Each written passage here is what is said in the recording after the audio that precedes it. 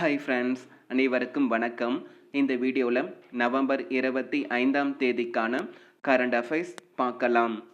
Him Suraksha Abhiyan எனும் விழிப்புணர்வு திட்டத்தை தொடங்கிய மாநிலம் எது? ஹிம் சுரக்ஷா அபியான் எனும் விழிப்புணர்வு திட்டத்தை தொடங்கிய மாநிலம் எது?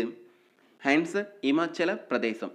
ஸோ இந்த பெயர்லேயே இருக்கும் ஹிம் ஃபார் ஹிமாச்சல் அப்படின்னு சொல்லுவோம். ஆமாங்க, அண்மையில் இமாச்சல பிரதேசம் ஹிம் சுரக்ஷா அபியான் என்னும் ஒரு விழிப்புணர்வு திட்டத்தை பார்த்தீங்கன்னா தொடங்கியிருக்காங்க. இப்போ இருக்கக்கூடிய இந்த COVID-19 இருக்கட்டும், காசநோய், தொழுநோய், சர்க்கரை மற்றும் இரத்த அழுத்தம் இதை பற்றிய அம்மாநில மக்களுக்கு முழுவதும் வீடு வீடாக சென்று ஒரு விழிப்புணர்வை ஏற்படுத்துவதற்காக தான் இந்த விழிப்புணர்வு திட்டத்தை தொடங்கியிருக்காங்க. இதற்காக கிட்டத்தட்ட 8000 பணியாளர்கள் நியமிக்கப்பட்டிருக்கும் விதமாக அறிவிப்பும் கொடுத்திருக்காங்க. சரிங்களா? ஸோ இமாச்சல மாநில அரசு தான் அண்மையில் கொரோனா தொற்று பற்றிய ஒரு விழிப்புணர்வை ஏற்படுத்துவதற்காக ஹிம் சுரக்ஷா அபியான் என்ற ஒரு விழிப்புணர்வு திட்டத்தை கொண்டு வந்திருக்காங்க. ஸோ இமாச்சல பிரதேசம் சிஎம் ஜெயராம் தாக்கூர், கவர்னர் பண்டாரு தத்தாத்ரேயா. வடகிழக்கு இந்தியாவின் முதலாவது மாட்டு மருத்துவமனை எங்கு திறக்கப்பட்டுள்ளது? வடகிழக்கு இந்தியாவின் முதலாவது மாட்டு மருத்துவமனை எங்கு திறக்கப்பட்டுள்ளது? ஆன்சர் அசாம். ஸோ வடகிழக்கு மாநிலங்களில் ஒன்றாக இருக்கும் அசாம் மாநிலம் தான் வடகிழக்கு இந்தியாவிலே முதன்முறையாக ஒரு மாட்டு மருத்துவமனையை அமைத்திருக்காங்க. சரிங்களா? ஸோ இந்த மாட்டு மருத்துவமனை கிட்டத்தட்ட 17 லட்சத்தில் அம்மாநிலத்தில் இருக்கக்கூடிய ஸ்ரீ கோபால் சௌஷாலா இந்த அமைப்பு கிட்டத்தட்ட 17 லட்சத்தில் பார்த்தீங்கன்னா அமைத்து கொடுத்துருக்காங்க. இந்த மாட்டு மருத்துவமனையோட பெயர் என்னன்னா சுர்பி ஆரோக்கிய ஷாலா அப்படின்ட்டு சொல்லியிருக்காங்க. மேலும் இந்த மருத்துவமனையில் 350க்கும் மேற்பட்ட மாடுகள் தங்குவதற்கான ஒரு இடவசதியும் ஏற்படுத்தி கொடுத்திருக்காங்க. ஸோ வடகிழக்கு மாநிலங்களில் முதலாவதாக இந்த அசாம் மாநிலம் தான் முதன்முறையாக மாட்டு மருத்துவமனையை அமைத்திருக்காங்க. சரிங்களா? So Assam CM Sarbananda Sonowal, governor Jagdish Mukhi. இந்திய நாடாளுமன்ற சட்டப்பேரவை தலைவர்கள் மாநாடு 2020 எங்கு நடைபெறுகிறது? இந்திய நாடாளுமன்ற சட்டப்பேரவை தலைவர்கள் மாநாடு 2020 எங்கு நடைபெறுகிறது? ஆன்சர் குஜராத். அதாவது குஜராத் மாநிலத்தின் நர்மதா மாவட்டத்தில் அமைந்திருக்கும் ஒற்றுமை சிலை. ஸோ சர்தார் வல்லபாய் படேல் அவர்களுடைய சிலையை தான் ஒற்றுமை சிலைன்னு சொல்லுவோம். ஸோ அதற்கு அருகில் தான் இந்த வருடத்திற்கான இந்திய நாடாளுமன்ற சட்டப்பேரவை தலைவர்கள் மாநாடு, இந்த வருடம் 80வது சட்டப்பேரவை தலைவர்கள் மாநாடு நடைபெறுகிறது அப்படின்னு சொல்லியிருக்காங்க. இந்த மாநாடு கடந்த 1921ஆம் ஆண்டு முதல் நடைபெறுகிறது. சரிங்களா? ஸோ இந்த மாநாட்டை யார் தொடங்கி வைக்கிறாங்கன்னா இந்தியாவின் குடியரசுத் தலைவராக இருக்கும் ராம்நாத் கோவிந்த் அவர்கள் கடந்த 25ஆம் தேதி தொடங்கி வைத்திருந்தார். ஸோ 26ஆம் தேதி வரைக்கும் இது நடைபெறும் 2 தினங்களில். சரிங்களா? ஸோ இந்த மாநாட்டிற்கு தலைவராக மக்களவை தலைவராக இருக்கும் ஓம் பிர்லா. ஸோ இவர் தான் இம்மாநாட்டின் தலைவராக இருக்காங்க. ஸோ இந்த மாநாட்டில் குடியரசுத் தலைவர், துணை குடியரசுத் தலைவர், குஜராத்தோட சிஎம், கவர்னர் மற்றும் இந்திய பிரதமராக இருக்கும் திரு நரேந்திர மோடி அவர்களும் கலந்துப்பாங்க. மேலும் நாடு முழுவதும் இருக்கக்கூடிய சட்டப்பேரவை தலைவர்களும் இதில் பங்கேற்பாங்க. சரிங்களா? ஸோ இந்த வருடம் இந்த மாநாட்டிற்கான கருப்பொருள் என்னன்னா நாடாளுமன்றம், நிர்வாகம் மற்றும்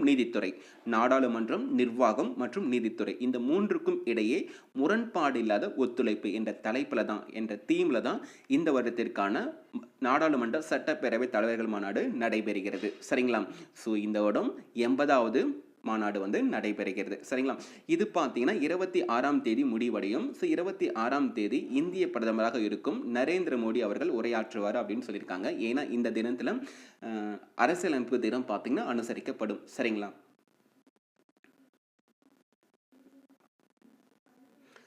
திருமணத்திற்காக கட்டாய மத மாற்றம் செய்யும் நபர்களுக்கு 10 ஆண்டுகள் வரை சிறை தண்டனை வழங்கும் அவசர சட்டத்துக்கு ஒப்புதல் அளித்துள்ள மாநிலம் எது? திருமணத்திற்காக கட்டாய மத மாற்றம் செய்யும் நபர்களுக்கு 10 ஆண்டுகள் வரை சிறை தண்டனை வழங்கும் அவசர சட்டத்துக்கு ஒப்புதல் அளித்துள்ள மாநிலம் எது? ஆன்சர் உத்தரப்பிரதேசம். ஸோ உத்தரப்பிரதேச மாநில அரசு தான் கடந்த செவ்வாய்க்கிழமை, ஸோ நவம்பர் 24ஆம் தேதி அம்மாநில அரசு ஒரு பெண்ணை திருமணத்திற்காக இந்து மதத்திலிருந்து முஸ்லீம் மதத்திற்கு கட்டாய மதம் மாற்றம் செய்யும் நபர்கள் இருப்பாங்க இல்லையா? ஸோ இதை லவ் ஜிகாத்னு சொல்லுவாங்க. இதற்கு அம்மாநிலத்தில் 10 ஆண்டுகள் வரை சிறை தண்டனை வழங்குவதற்கு உத்தரப்பிரதேச மாநில அரசு ஒப்புதல் கொடுத்திருக்காங்க இந்த அவசர சட்டத்துக்கு. ஸோ இதற்கு 3 வகையில் அபராதம் விதிக்கப்படும் சொல்லியிருக்காங்க. முதல் வகை என்னன்னா, ஒரு பெண்ணை திருமணத்திற்காக இந்து மதத்திலிருந்து முஸ்லீம் மதத்திற்கு மாற்றக்கூடிய கட்டாய மதம் மாற்றக்கூடிய நபர்கள் இருப்பாங்க இல்லையா? அதாவது அதற்கு காரணமான நபர்கள் இருப்பாங்க இல்லையா? ஸோ அந்த நபருக்கு 1 ஆண்டு முதல் 5 ஆண்டு வரை சிறை தண்டனையும் மற்றும் 15,000 அபராதமும் சொல்லியிருக்காங்க. இரண்டாவது வகை என்னன்னா, அந்த மதம் மாற்றப்பட்ட பெண் ஒரு சிறுமியாகவோ தாழ்த்தப்பட்ட மாணவியாகவோ அல்லது பழங்குடியினர் பெண்மணியாகவோ இருந்தால் அதற்கான காரணமாக இருக்கக்கூடிய நபருக்கு 3 ஆண்டு முதல் 10 ஆண்டுகள் வரை சிறை தண்டனையும் 25,000 அபராதமும் விதிக்கப்படும் சொல்லியிருக்காங்க. இதே அந்த நபர் ஒரு பொதுமக்களாகவோ, அதாவது அந்த பெண்ணோ அந்த நபரோ பொதுமக்களாகவோ இருந்தால் 3 ஆண்டு முதல் 10 ஆண்டுகள் வரை சிறை தண்டனையும் 50,000 அபராதமும் சொல்லியிருக்காங்க. ஸோ உத்தரப்பிரதேச மாநில அரசு தான் லவ் ஜிகாத்னு சொல்லக்கூடிய திருமணத்திற்காக இந்து மதத்திலிருந்து முஸ்லீம் மதத்திற்கு கட்டாய மதமாற்றம் செய்யக்கூடிய அதற்கான காரணமாக இருக்கக்கூடிய நபர்களுக்கு 10 ஆண்டு வரை சிறை தண்டனையை கொண்டு வந்திருக்காங்க. ஒரு அவசர சட்டத்துக்கு ஒப்புதலும் வழங்கியிருக்காங்க. மேலும் இந்த ஆப்ஷனில் இருக்கக்கூடிய கர்நாடகா, ஹரியானா, மத்திய பிரதேசம் இந்த மாநிலங்களும் இந்த லவ் ஜிகாத்னு சொல்லக்கூடிய இந்த சட்டத்தை கொண்டு வருவதற்கான ஒரு பரிசீலனையும் மேற்கொண்டுட்டு இருக்காங்க. சரிங்களா? ஸோ உத்தரப்பிரதேசம் பொறுத்த வரைக்கும் சிஎம் யோகி ஆதித்யநாத், கவர்னர் ஆனந்திபென் படேல். சமீபத்தில் பிரம்மோஸ் சூப்பர்சோனிக் ஏவுகணையின் நில தாக்குதல் பதிப்பு எங்கு வெற்றிகரமாக சோதிக்கப்பட்டுள்ளது? சமீபத்தில் பிரம்மோஸ் சூப்பர்சோனிக் ஏவுகணையின் நில தாக்குதல் பதிப்பு எங்கு வெற்றிகரமாக சோதிக்கப்பட்டுள்ளது? ஆன்சர் அந்தமான் மற்றும் நிக்கோபர் தீவுகள். ஸோ கடந்த செவ்வாய்க்கிழமை நவம்பர் 24ஆம் தேதி பார்த்தீங்கன்னா, இந்தியாவில் இருக்கக்கூடிய DRDO அமைப்பும் ரஷ்யா இந்த 2 நாடுகளும் இணைந்து தான் பார்த்தீங்கன்னா பிரம்மோஸ் சூப்பர்சோனிக் ஏவுகணையை வடிவமைப்பாங்க. அந்த வகையில் நிலத்தாக்குதல், அதாவது தரையில் இருக்கக்கூடிய ஒரு இலக்கை தாக்கக்கூடிய வகையான ஒரு ஏவுகணையை தான் பிரம்மோஸ் சூப்பர்சோனிக் ஏவுகணையை வெற்றிகரமாக சோதித்திருக்காங்க. ஸோ இந்த ஏவுகணையை பற்றி பார்க்கணும்னா இந்தியா மற்றும் ரஷ்யா இணைந்து தான் உருவாக்கி இருக்காங்க. இந்த ஏவுகணையின் திறன் இதற்கு முன்னர் வரைக்கும் 290 கிலோமீட்டருக்கு தான் பார்த்தீங்கன்னா சோதிச்சாங்க. ஸோ இப்போ இந்த தரையில் இருக்கக்கூடிய இலக்கை தாக்குனாங்க இல்லையா? ஸோ இந்த சோதனையின் போது 400 கிலோமீட்டராக நீட்டிப்பு செய்திருக்காங்க. மேலும் இந்த ஏவுகணை ஒளியை விட 3 மடங்கு வேகத்தில் செயல்படும் அப்படின்ட்டு சொல்லியிருக்காங்க. சரிங்களா? ஸோ மேலும் இந்த ஏவுகணையை பற்றி சொல்லலாம். கப்பல்கள், நீர்மூழ்கி கப்பல்கள் மற்றும் விமானத்திலிருந்தும் செலுத்தக்கூடிய வகை தான் இந்த பிரம்மோஸ் ஏவுகணை அப்படின்னு சொல்லியிருக்காங்க. அடுத்தடுத்து இந்த கட்டங்களில் சோதிக்கப்படும் விதமாக சொல்லியிருக்காங்க. தற்சமயம் தரையில் இருக்கக்கூடிய இலக்கை தாக்கக்கூடிய ஏவுகணையை சோதிச்சிருக்காங்க. சரிங்களா? வெற்றிகரமாக. நிலவிலிருந்து கற்களை எடுத்து வருவதற்காக சாங்கி 5 விண்கலம் கீழ்கண்ட எந்த நாடு விண்ணில் செலுத்தியுள்ளது? நிலவிலிருந்து கற்களை எடுத்து வருவதற்காக சாங்கி 5 விண்கலம் கீழ்கண்ட எந்த நாடு விண்ணில் செலுத்தி உள்ளது? ஆன்சர் சீனா. ஸோ சீன நாடு தான் அண்மையில் பார்த்தீங்கன்னா நிலவிலிருந்து கல் மற்றும் மண் ஆகியவற்றை தோண்டி மாதிரிகளை சேகரித்து பூமிக்கு திரும்பக்கூடிய சாங்கி 5 என்ற ஒரு பெயரில் ஒரு விண்கலத்தை பார்த்தீங்கன்னா ஏவி இருக்காங்க. ஸோ சீன நாட்டில் இருக்கக்கூடிய ஹைனான் மாகாணத்திலிருந்து அந்நாட்டிற்கு பிரத்யேகமாக இருக்கக்கூடிய லாங் மார்ச் 5 ராக்கெட், இந்த ராக்கெட்டின் மூலமாக வெங்சாய் ஏவுதளத்திலிருந்து அண்மையில் செலுத்தியிருக்காங்க. சரிங்களா? ஸோ 20 நாட்கள் பார்த்தீங்கன்னா இந்த சாங்கி 5 விண்கலம் நிலவில் வலம் வரும் அப்படின்னு சொல்லியிருக்காங்க. அதற்கு அடுத்த மாதம் பார்த்தீங்கன்னா 16 அல்லது 17ஆம் தேதி மாதிரிகளை சேகரித்து பூமிக்கு திரும்பும் அப்படின்ட்டு சொல்லியிருக்காங்க. ஸோ இதற்கு முன்னர் கிட்டத்தட்ட 50 ஆண்டுகளுக்கு முன்னரே அமெரிக்கா, ரஷ்யா இந்த நாடுகள் 2 நாடுகளும் இது போன்ற திட்டத்தை செயல்படுத்தியிருந்தாங்க. ஸோ 50 ஆண்டுகளுக்கு பின்பு இப்போ சீன நாடு இது போன்ற திட்டத்தில் பார்த்தீங்கன்னா இறங்கியிருக்காங்க. ஸோ இந்த திட்டம் ரொம்பவே கடுமையான திட்டமாகவும் சொல்லியிருக்காங்க. ஸோ இது தோல்வி அடைவதற்கு பல்வேறு காரணங்களாகவும் நிறைய அமையும் அப்படிங்கிற விதமாகவும் சொல்லியிருக்காங்க. ஏன்னா நிலவில் போய் இறங்கி சில மாதிரிகளை சேகரிப்பது ரொம்பவே கடுமையான செயல். சரிங்களா? ஸோ இப்போ 3வது நாடாக சீன நாடும் இறங்கியிருக்காங்க. சரிங்களா? ஸோ பொறுத்திருந்து பார்ப்போம் இது வெற்றி அடையதா என்னன்னு. சரிங்களா? ஸோ சீனாவை பொறுத்த வரைக்கும் capital Beijing, president Xi Jinping. சமீபத்தில் சீன நாட்டுடன் தொடர்புடைய எத்தனை செயலிகளுக்கு மத்திய அரசு தடை விதித்துள்ளது?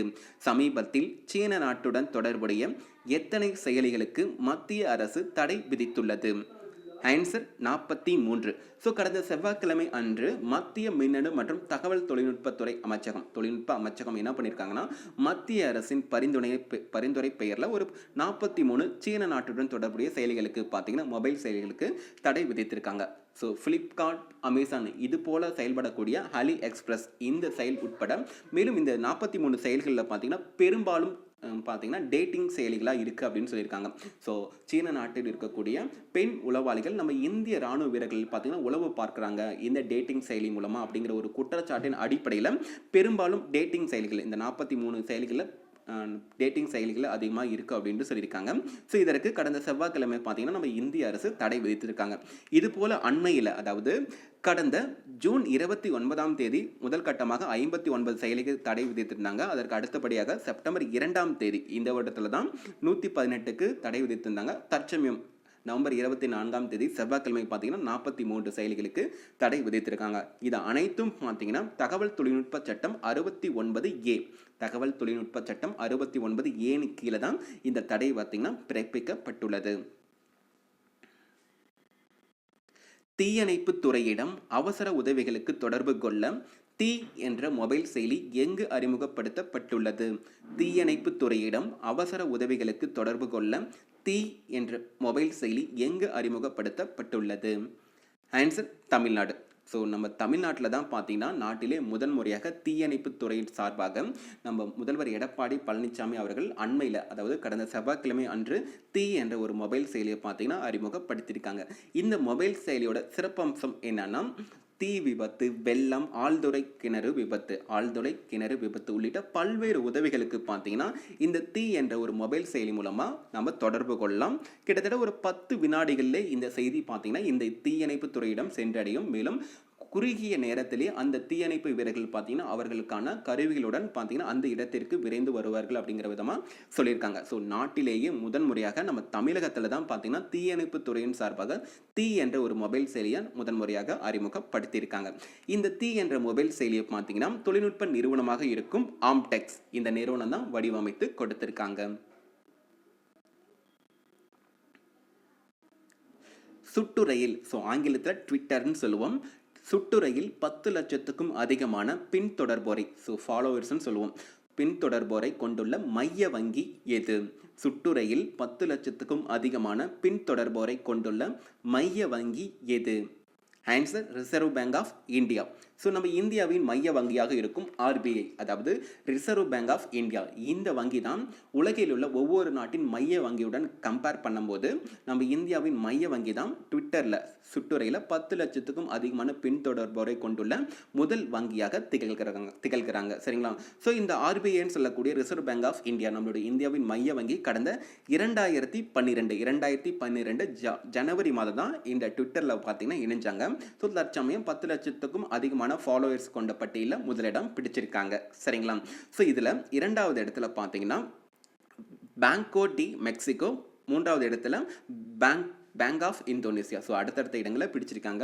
ஸோ உலக தரத்தில் முதல் 3 இடங்கள் இருக்கக்கூடிய US ஃபெடரல் ரிசர்வ் மற்றும் ஐரோப்பிய மத்திய வங்கி மற்றும் பேங்க் ஆஃப் ஜப்பான் இந்த 3 வங்கிகளும் பார்த்தீங்கன்னா பின்னாடி இருக்காங்க. ஸோ நம்ம இந்தியாவில் இருக்கக்கூடிய ரிசர்வ் பேங்க் ஆஃப் இந்தியா முதல் இடத்துல இருக்காங்க. சரிங்களா? ஸோ RBIயை பொறுத்த வரைக்கும் கவர்னராக சக்திகாந்த் தாஸ் இருக்காங்க. சரிங்களா? ஸோ இவரு தான் அறிவிப்பும் கொடுத்திருந்தாரு. பெண்களுக்கு எதிரான வன்முறைகளை ஒழிப்பதற்காக சர்வதேச தினம் எந்த நாளில் அனுசரிக்கப்படுகிறது? பெண்களுக்கு எதிரான வன்முறைகளை ஒழிப்பதற்காக சர்வதேச தினம் எந்த நாளில் அனுசரிக்கப்படுகிறது? Answer November 25. ஸோ ஒவ்வொரு வருடமும் வருகின்ற நவம்பர் 25ஆம் தேதி தான் international day for elimination of violence against women அதாவது பெண்களுக்கு எதிரான வன்முறைகளை ஒழிப்பதற்கான சர்வதேச தினம் பார்த்தீங்கன்னா அனுசரிக்கப்படும். இந்த தினம் உலகெங்கிலும் உள்ள பெண்கள் அந்த பெண்களுக்கு நேரக்கூடிய வீட்டு வன்முறை, கற்பழிப்பு மற்றும் பிற வன்முறைகளுக்கு ஆளாகிறாங்க இல்லையா? ஸோ இதை பற்றி உலக அளவில் இருக்கக்கூடிய மக்களிடையே ஒரு விழிப்புணர்வை ஏற்படுத்த இந்த தினம் அனுசரிக்கப்படுகிறது. சரிங்களா? ஸோ இந்த வருடத்திற்கான கருப்பொருள் என்னன்னு பார்க்கலாம். Orange the world found respond prevent collect. Orange the world found respond prevent collect. So இதுதான் இந்த வருடத்திற்கான கருப்பொருள் அப்படின்ட்டு சொல்லியிருக்காங்க. சரிங்களா? ஸோ இன்னைக்கான ஷார்ட் நியூஸ் பார்ப்போம். நிவர் புயல். ஸோ நம்ம அண்மையில் பார்த்துருப்போம். நிவர் புயல் பார்த்தீங்கன்னா நம்ம தமிழகத்தில் மாமல்லபுரம் மற்றும் காரைக்காலை பார்த்தீங்கன்னா கடக்கும் அப்படின்ட்டு சொல்லியிருந்தாங்க நவம்பர் 24 மற்றும் 25ஆம் தேதிகளில். ஸோ இதை நம்ம பார்த்துருந்தோம் இல்லையா. ஸோ இதை பற்றி கூடுதலான தகவலை நம்ம பார்க்கலாம் சரிங்களா. ஸோ இந்த நிவர் புயலுக்கு முன்னாடியே பார்த்தீங்கன்னா பல்வேறு புயல்கள் வந்துச்சு. ஸோ அந்த பெயர் பட்டியலில் 64 இருந்துச்சு சரிங்களா. ஸோ ஆம்பான் புயல் அப்படின்னு சொல்லுவோம், இல்லை உம்பான் புயல் அப்படின்னு சொல்லுவோம். ஸோ அந்த 64 பட்டியலில் கடைசி புயலாக ஆம்பான் புயல் இருந்துச்சு. இது பார்த்தீங்கன்னா மேற்கு வங்காளம், வங்கதேசம் இந்த நாடுகளை பார்த்தீங்கன்னா நம்மளுடைய மாநிலம் மேற்கு வங்காளத்தையும் வங்கதேச நாட்டையும் தாக்கியது. இதற்கு தாய்லாந்து பார்த்தீங்கன்னா பெயர் வைத்தாங்க. ஸோ அந்த பட்டியல் நிறைவடைந்துருச்சு சரிங்களா. ஸோ அதற்கு அப்புறம் சரிங்களா. ஸோ வங்காள விரிகுடா, அரபிக்கடலில் உருவாகக்கூடிய புயல்களுக்கு வங்கதேசம், இந்தியா, மாலத்தீவு உள்ளிட்ட 13 நாடுகள் பார்த்தீங்கன்னா பெயர் வைப்பாங்க. ஒவ்வொரு நாடும் தலா 13 பெயர்களை பார்த்தீங்கன்னா பரிந்துரை செய்திருக்காங்க சரிங்களா. ஸோ மொத்தம் 169 பெயர்களை வந்து பெயர் பட்டியலில் இட்டிருக்காங்க. ஸோ இதற்கு முன்னர் 64 இருந்துச்சு. அதுக்கப்புறம் இந்த 13 நாடுகளும் தலா 13 பெயர்களை பரிந்துரை செய்ததில் 169 சொல்லியிருக்காங்க சரிங்களா. ஸோ இதற்கு முன்னாடி ப்ரீவியஸ் வீடியோவில் நான் 172 சொல்லியிருப்பேன். ஸோ அதை திருத்திக்கோங்க, மொத்தம் 169 சரிங்களா. ஸோ அந்த பட்டியலில் முதலாக இருக்கக்கூடிய பெயர் என்னன்னா நிசர்கா புயல். ஸோ இந்த நிசர்கா புயல் அண்மையில் நம்ம இந்திய மாநிலமான மகாராஷ்டிரா மாநிலத்தை தாக்கியது. அப்போ இந்த நிசர்கா புயலை எந்த நாடு பரிந்துரை செய்திருந்தாங்கன்னா வங்கதேசம் நாடு செய்திருந்தாங்க. ஸோ இதுதான் இந்த 169 பெயரில் இருக்கக்கூடிய முதல் பெயர் அப்படின்ட்டு சொல்கிறாங்க சரிங்களா. ஸோ அதற்கு அடுத்தபடியாக பார்த்தீங்கன்னா கதி புயல் இருக்குது. இந்த புயல் பார்த்தீங்கன்னா இந்த நிவர் புயல் வருவதற்கு 2 தினங்களுக்கு முன்னாடி தான் அரபிக்கடலில் உருவாகி சோமாலியா நாட்டை வந்து கடந்திருக்கு சரிங்களா. ஸோ இதை நான் விட்டுட்டேன். ஸோ இதுதான் 2வது புயல் இந்த பட்டியலில். இந்த பெயரை யார் பரிந்துரை செய்திருந்தாங்கன்னா நம்ம இந்திய நாடு தான் பெயர் பரிந்துரை செய்திருந்தாங்க. ஸோ அண்மையில் அரபிக்கடலில் உருவாகி சோமாலியா நாட்டில் கடந்த புயலுக்கு கதி என பெயர் வைத்த நாடு எதுனா நம்ம இந்திய நாடு தான் சரிங்களா. இதுதான் 2வது பெயர் அப்படின்னு சொல்லுவோம். 3வதா இருக்கிறது தான் நிவர் புயல். ஸோ இப்போ வங்கக்கடலில் உருவாகி வந்தது இல்லைங்களா நம்ம காரைக்கால் மற்றும் மாமல்லபுரம். ஸோ இதுதான் இந்த பட்டியலில் இருக்கக்கூடிய 3வது பெயர் அப்படின்னு சொல்லுவோம். இதோடைய பெயர் நிவர் அப்படின்னு சொல்லுவோம். இதற்கு எந்த நாடு பெயர் பரிந்துரை செய்திருந்தாங்கன்னா ஈரான் நாடு பெயர் பரிந்துரை செய்திருந்தாங்க. ஸோ நான் ப்ரீவியஸ் வீடியோவில் இது 2வது பெயராக இருந்ததுன்னு சொல்லியிருப்பேன். ஸோ இதை திருத்திக்கோங்க, 3வது பெயராக தான் இந்த நிவர் புயல் வந்து இருக்குது. இதற்கு பெயர் சூட்டிய நாடு ஈரான் சரிங்களா. ஸோ இதற்கு அடுத்தபடியாக புதிதாக ஏதாவது ஒரு புயல் வந்துச்சுன்னா அந்த புயலுக்கு என்ன பெயர் வைப்பாங்கன்னு பார்த்தீங்கன்னா புரேவி சரிங்களா. இந்த பெயரை எந்த நாடு பரிந்துரை செய்திருக்காங்கன்னா மாலத்தீவு சரிங்களா. ஸோ மாலத்தீவு தான் அடுத்து வரக்கூடிய புயலுக்கு புரேவி அப்படின்ட்டு பெயர் வைப்பாங்க சரிங்களா. ஸோ இது அடுத்தடுத்து இருக்கக்கூடிய புயல்கள் நம்ம இந்திய நாட்டில் இது குறிப்பாக நம்ம பார்க்கலாம். இந்த பட்டியலில் கிட்டத்தட்ட ஒரு 13 பெயர்களை வந்து பரிந்துரை செய்வாங்க. அதில் முதல் பெயராக கதி புயல் ஆல்ரெடி வச்சுட்டாங்க. ஸோ அரபிக்கடலில் உருவாகி சோமாலியா கடந்த புயலுக்கு கதி புயல் அப்படின்ட்டு நம்ம இந்திய நாடு தான் பெயர் சூட்டியிருந்தாங்க. அதற்கு அடுத்தபடியாக தேஜ், முரசு, ஆக் நீர் இது போன்ற பெயர்களை வந்து நம்ம இந்திய நாடு வைப்பாங்க. ஸோ இது நம்ம இந்திய நாடு வைக்கக்கூடிய புயல்களோட பெயர்கள். ஆனால் அடுத்த புதிதாக உருவாக்கக்கூடிய புயலுக்கு எந்த நாடு பெயர் வைப்பாங்க? மாலத்தீவு. அதோடைய பெயர் என்னன்னா புரேவி அப்படின்ட்டு சொல்கிறாங்க. ஸோ இது கொஞ்சம் உங்களுக்கு புரியும்னு நினைக்கிறேன். ஸோ அண்மையில் சொன்னக்கூடிய அதாவது ப்ரீவியஸ் வீடியோவில் நான் சொன்னேன் அந்த 2 டேட்டாக்களையும். ஸோ 172 புயல்கள் பெயர் அப்படின்னு சொல்லியிருப்பீங்க இல்லையா. ஸோ அது 169ஆக வைத்துக்கோங்க. எத்தனை நாடுகள் பெயர் பரிந்துரை செய்திருக்காங்கன்னா 13 நாடுகள் பெயர் பரிந்துரை செய்திருக்காங்க. 13 பெயர்கள் தலா 13 பெயர்கள் அப்படின்ட்டு சொல்லலாம். ஸோ அடுத்து வரக்கூடிய புயல்களுக்கு பார்த்தீங்கன்னா மாலத்தீவு பெயர் வைப்பாங்க. அதோட பெயர் என்ன? புரேவி சரிங்களா. ஸோ இது போன்ற தகவல் வந்து கொஞ்சம் தெரிஞ்சுக்கோங்க, போதுமானது சரிங்களா. ஸோ இதனுடன் இன்றைய கரண்ட் அஃபேர்ஸ் முடிஞ்சு நண்பா. இந்த வீடியோ உங்களுக்கு ரொம்பவே பயனுள்ளதாக இருந்தால் உங்கள் நண்பர்களுக்கும் ஷேர் பண்ணுங்கள். நன்றி நண்பா.